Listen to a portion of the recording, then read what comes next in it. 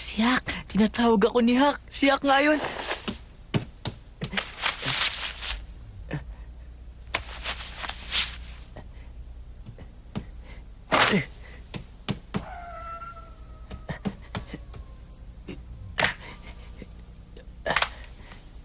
Hak. Hoy, Hak. Hak. Nagtatago ka, no?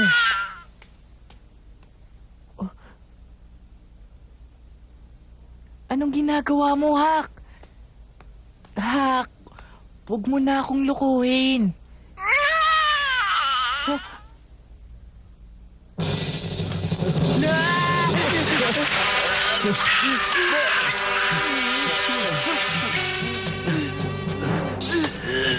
Para mo ng awa, huwag kang gagawa ng ingay. Parang awa mo na. Pasensya ka na. Narito ako para makita si Jim. Alam mo ba kung saan ang bahay niya?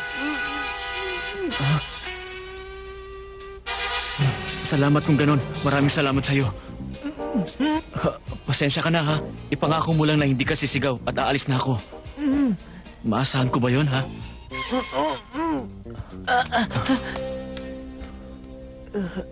Ato. Pasensya ka na, bata.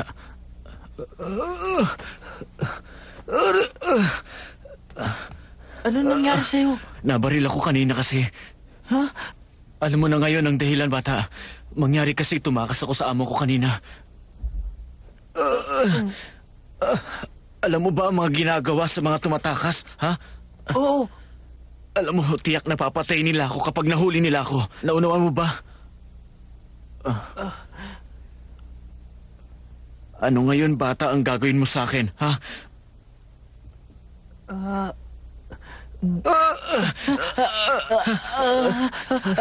Tatawagin ko si Jim. Jim! Jim! Alam mo, maswerte ka pa rin dahil the place lang ang tama mo. Ngunit bakit parang ang sakit yata? Talagang ganyan, pero huwag ka mag-alala. Maliit lang naman yan eh. Marahil, Jim, kung hindi kita natagpuan, namatay na ako kanina pa. Pero bakit ka ba tumakas sa tindahan ni Coronel Hatfield? Ano ba nangyari? Labis kasi ang galit sa akin ni Inspector Curtis. Alam ko napapatayin ako kapag nanatili pa ako doon. Tiyak kong gagawin niya yun. Eto, tingnan mo likod ko. Pinagahagupit niya ako ng kadenang bakal. At alam mo bang ginawa niya sa akin? Tinatsakan pa ako at pinalalayas. Tingnan mo. Tama na. Kaya minabuti ko na lang ang tumakas kaysa mapatay ako ng walang laban. Sa akala mo ba makakatakas ka? Hindi basta-basta ganun yun. Alam ko, kamuntik na nga ako mahuli. Kaya ang ginawa ko'y tumakbo ako ng tumakbo upang makarating dito. Pero kahit na ilihim pa rin ito ni Tom, siguradong mahirapan akong itago kita dito ng matagal. Wala akong pagsasabihan. Maraming salamat sa iyo, Tom. Jim, ayoko sanang idamay ka, pati na ang iyong amo at ang iba pa. Ngayong gabi lang.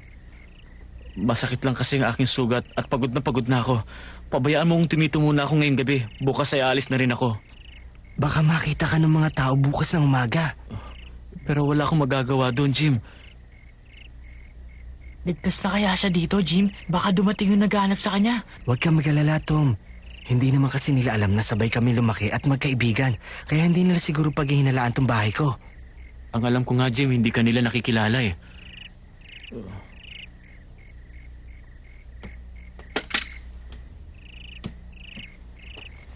Paano na yan? Saan ka na pupunta ngayon, Morris? Alam mo ba yung lugar na kung tawagan ni Kiaro? Hindi. Yun ay bayan sa ibaba ng Mississippi. Kaya doon lang ako maaaring pumunta. Bakit? Dahil kahit mga alipin ay nagiging malaya sa lugar na yon. Kiaro, ngayon ko lang yata narinig yun ah. Nasa may dulo yon ng Illinois. Kaya kailangan makarating ako roon sa anumang paraan. Paano nga? Ay, ewan ko. Pero kailangan makapunta ako doon sa Kiaro.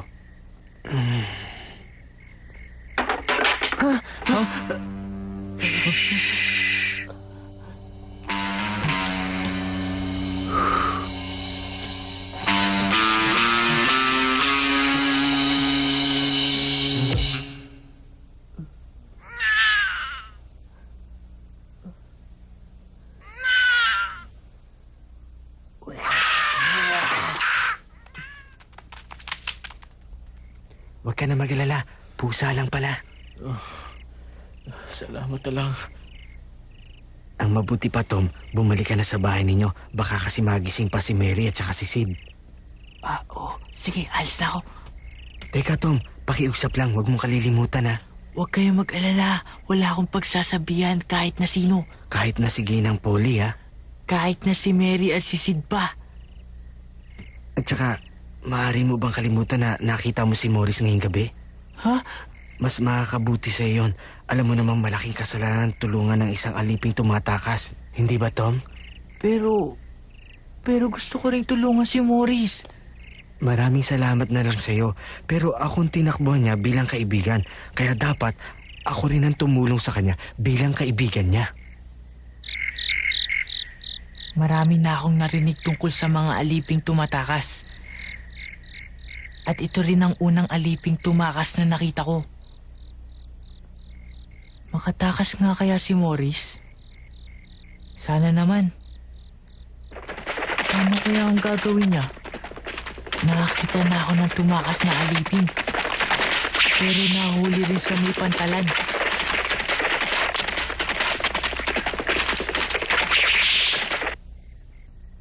Di ako makatulog ah. Paano kaya tutulungan ni Jim si Morris? Sana ako rin. Matulungan ko siya.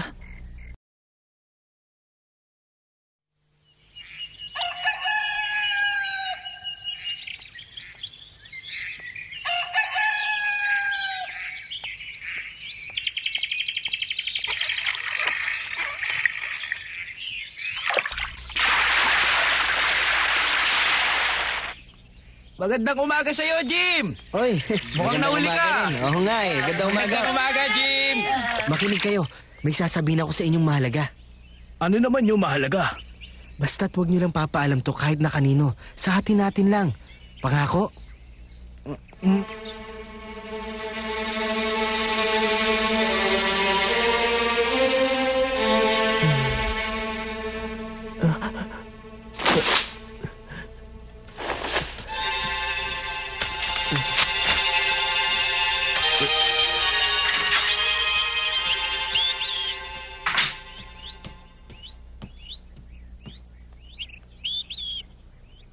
Huh?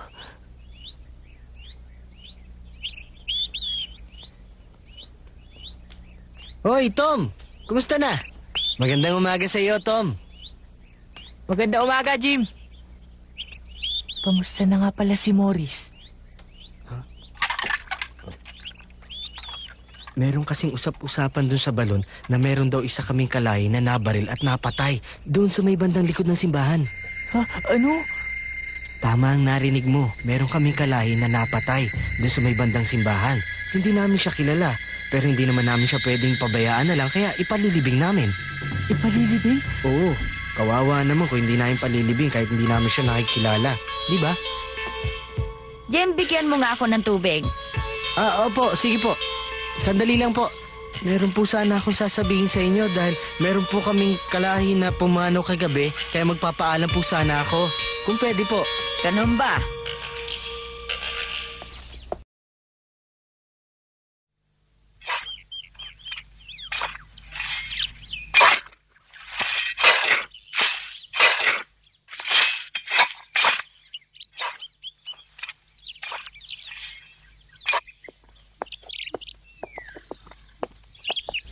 Tom, alam mo ang libing na to ay para sa lahi lang namin. Teka, Jim. Namatay ba si Morris? Morris? Sinong Morris? Jim naman. Magsabi ka na ng totoo sa akin. Makinig ka, Tom. Bakit? Meron kasi sana akong hihilingin. Ano yun? Maaari ka bang gumawa ng balsa? Balsa? Oo, at sa lalong madaling panahon. Kaya mabuti pa, huwag ka na lang sanang makipaglibing. Gumawa ka na lang agad sana ng balsa. Sige na.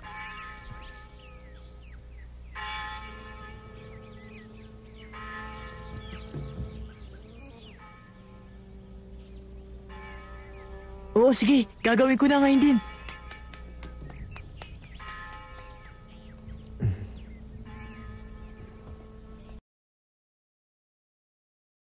$3 at 30 sentimos. Salamat, ano?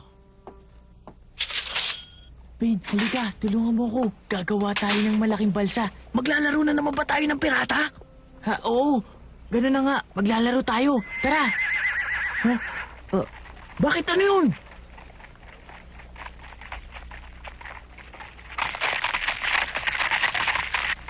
Di ba hindi sila taga rito? Oo. At meron pa silang dalang baril. Ayun na sila. Kumusta, mga bata? Po? Mukhang taga rito kayo at alam na alam nyo ang lugar na ito. Aba, opo. Nanggaling po ba kayo sa malayong lugar? Oo, malayong lugar ang pinanggalingan namin. Doon sa taniman ni Colonel Hatfield. Mukha kayong matalinong mga bata. May nakita ba kayong hindi kilalang alipin dito kahapon? Meron kaming pinaghahanap na alipin at kailangan namin makita siya. May tutulong ba kayo? Di kilalang alipin? Oo nga. To, may nakita ka ba nun, ha? Wala akong nakita. Ako rin po. Wala po ako nakikita. Ngunit natitiyak namin dito siya nagpunta. Wala ba kayong narinig na pinag-uusapan ang aliping sinasabi namin? Wala. Sa palagay ko'y may narinig kayo. Tom, di ba ang sabi nila may isa daw na hindi kilalang alipin ang namatay sa likod ng simbahan kagabi? Narinig ko rin yun. Sabi nga nila. Kung gayon, taga rito ba ang sinasabi niyong alipin na yon? Hindi po. Sabi nga po nila walang nakakakilala eh. Sabi pa po nila na baril daw po yata. Alam ko na, kayo po ang nakabaril sa kanya, di po ba? Hindi ako nakatitiyak kung siya nga yung aliping pinaghahanap namin. Kung namatay siya, malaking gulo. Binaril ko lamang siya para takutin. Tumahimik ka dyan. Kahit na malaking gulo pa rin. Bata, nasaan na ngayon ang katawan ng aliping binaril sa simbahan kagabi? Nasa ilalim na po ng lupa. Ginawan po siya ng libingan at inilibing na po siya. Mukha yatang minadali. Ang mabuti pa ay puntahan natin ang libingan. Dalian natin. Bata, nasaan ba ang libingan? Ituro mo.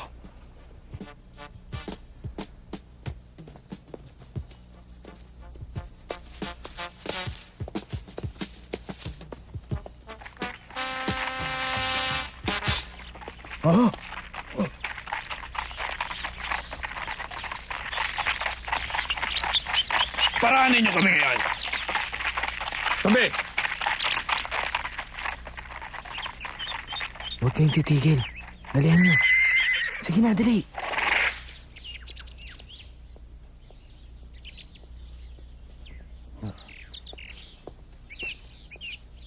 Palagay ko'y si Morris nga ang nakalibing dyan. Ngunit kailangan natin tiyakin. Huhukayin pa ba natin ang libingan? Paano naman natin matitiyak kung hindi natin hukayin? Kailangan pa ba natin gawin yon? Oo nga, parang nakakatakot gawin. Ako ang bumaril sa kanya. Tinitiyak kung patay na nga si Morris. Ano naman ang sasabihin natin kay Coronel? Sasabihin ko ang totoo. Binaril ko si Morris at napatay ko siya. Pag tinanong niya ulit na kung talagang si Morris nga. Sabihin natin si Morris na nga. Sige, sigurado ka na ron, ha?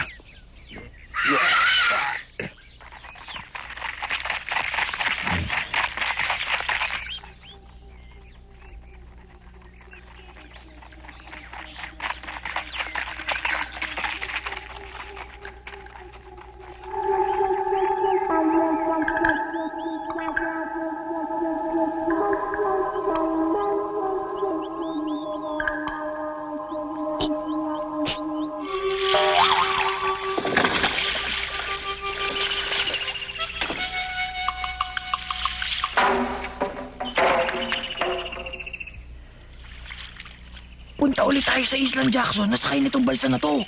Oo, Teka, bakit mo ba naisipang gumawa ng malaking balsa, Tom? bakit? Tulad ng sabi ko, basta ko na lang naisip na gumawa ng malaking balsa agad-agad. Bakit nga eh? Hindi ko nga rin alam.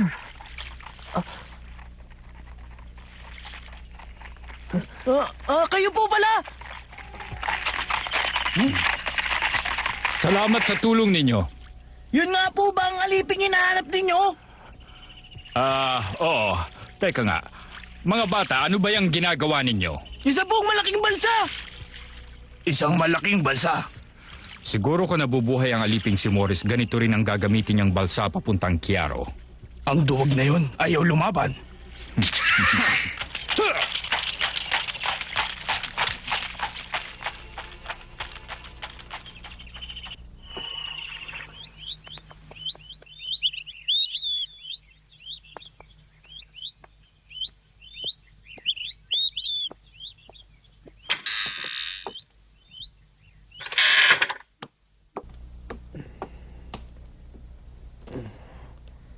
Huwag ka na mag-alala. Ang alam nila, patay ka na.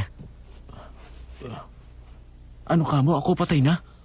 Yung dalawang mahabol sa'yo, kaalis lang ng bayan kanina. Pero palagay ko hindi sila titigil ng ganong kadali lamang. Huwag ka na mag-alala. Natakot nga silang hukayin yung libingan mo eh. Jim, si Tom ito. Sige Tom, tumuloy ka na.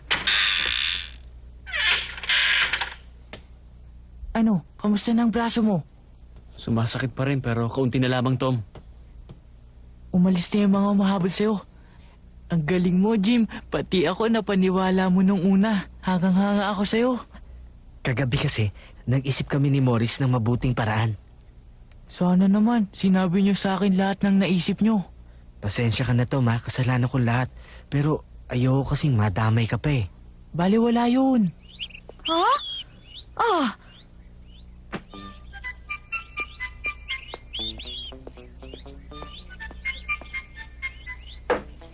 Jim! Jim! Jim!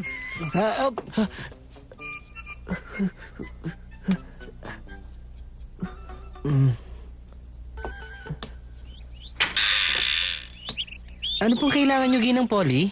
May kakatuwang nangyari. Nawawala ang mga lubid natin. Pati na ang sampayan. Po? Totoo po? Oo!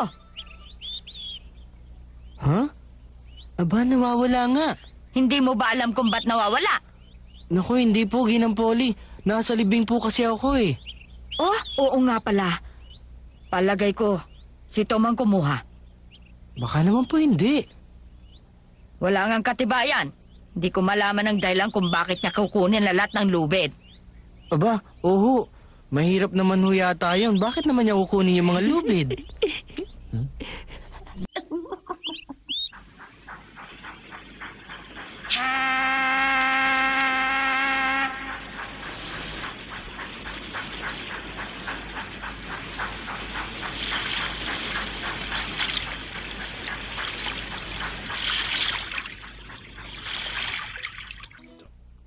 Maraming salamat sa iyong naging kabutihan sa akin.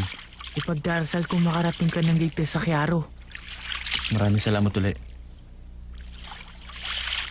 Jim, paalam. Sige na.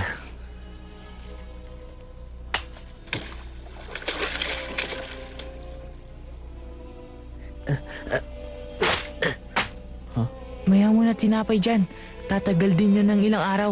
Maraming salamat ulit. Tom, paalam na. Jim, salamat sa iyo. Magkikita pa rin tayo, Morris! Oo, magkikita tayo muli!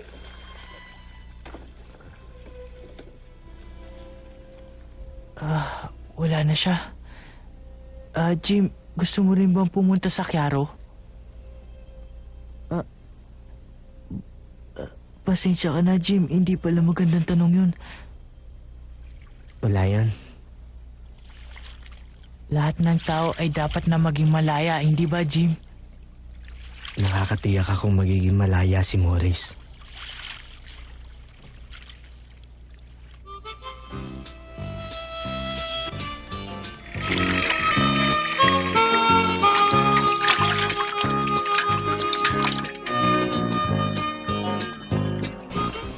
Tom! Alam mo ba yung malaking balsa natin tinagay ng agos? Alam ko, kagagaling ko nga lang dun at nakita kong wala nga. Sino ba nagtali nun sa malaking puno? Teka, alam ko na! Si Hak ang nagtali nun! Oo nga pala, si Hak. Bakit hindi niya tinali na mahigpit? Oo, kaya nga tinangay ng agos yun! Sisihin natin si Hak! Sisisihin talaga natin siya. Tara na, bilis! Tara, sisisihin natin si Hak. Talaga? Kailangan sisihin natin!